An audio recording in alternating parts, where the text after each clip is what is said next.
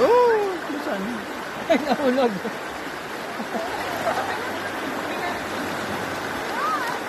Nag-enjoy na sabihin.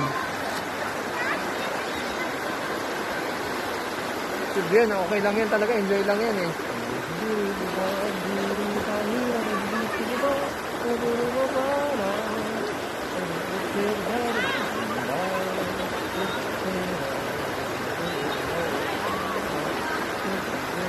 Doon talaga kila G magpakasawa. Saan? Kila G Yeah, magpakasawa bukas talaga. tayo. Yung kasi theology group nila, Sir Boy, Dalawa meron sila silang dito. ganyan eh, part ng theological education, yung mga biyahe-biyahe.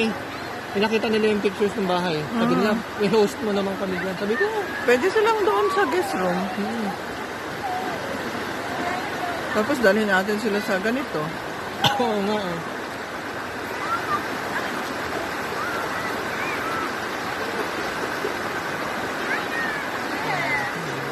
Ah, nag-post ka na sa Facebook? Hindi kay Sir Boy lang. Kasi message lang ako. Ay, ano mo?